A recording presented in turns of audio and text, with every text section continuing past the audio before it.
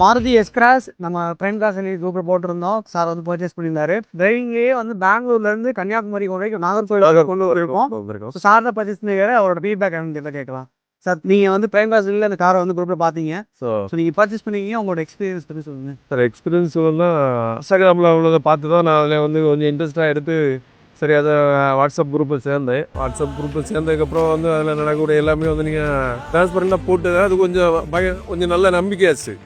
இதில் என்னென்னா அப்புறம் வந்து நான் இதை செலக்ட் பண்ணிவிட்டு இதுக்கு பேமெண்ட் பண்ணதுக்கு அப்புறம் வந்து ஒருத்தர் யாருன்னு தெரியல. ஆக்சுவலாக யாரோ ஒருத்தங்க ஃபோன் பண்ணாங்க. ஃபோன் பண்ணி சார் நீங்கள் அன்றைக்கி ஒரு காருக்கு பண்ணியிருந்தீங்களா, அதுக்கு பேமெண்ட் பண்ணிட்டீங்களா அப்படின்னு சொன்னா, அவன் சார் பண்ணிட்டேன், என்ன பிரச்சனை என்ன அப்படின்னு கேட்டேன். இல்லை சார் அது நம்பிக்கையானவங்க தானா, ஒன்றும் பிரச்சனை இல்லையா அப்படின்னு சொல்லி என்கொயரி இருக்கவங்களே ஆமாம் யாருன்னு எனக்கு தெரியல. ஆனால் எனக்கு இந்த டவுட் சிலருக்கு வருதுங்க சார்.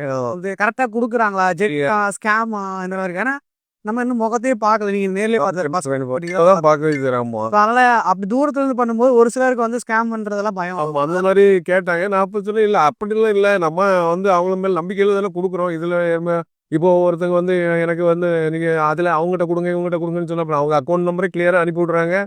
அவங்க எந்த பிரான்ச்ல அக்கௌண்ட் வச்சிருக்காங்க எல்லா டீட்டெயிலுமே அனுப்பி விடுறாங்க. நம்ம அந்த அக்கௌண்ட்டுக்கு தான் அனுப்பி விடுறோம். அதுக்கப்புறம் எப்படி அவங்க ஸ்கேம் பண்ண முடியும்? அவங்க இது நம்ம தெரியாம பண்ணாதானே நம்ம பயப்படணும். இது எல்லாமே அவங்க டிரான்ஸ்ஃபர்ல கொடுத்துருக்காங்கல்ல. அதுக்கப்புறம் என்ன அப்படின்னு சொல்லி அவங்கள்ட்ட சொன்னேன். அப்படியா சரிங்க சார், ஓகே தேங்க்யூ அப்படின்னு சொல்லிட்டு அவர் வச்சாரு. அப்புறம் அந்த மாதிரி இருந்துச்சு. இப்போ வண்டி எனக்கு பார்த்ததுல ரொம்ப சந்தோஷம். உங்களை பார்த்தா அதோட சந்தோஷம்.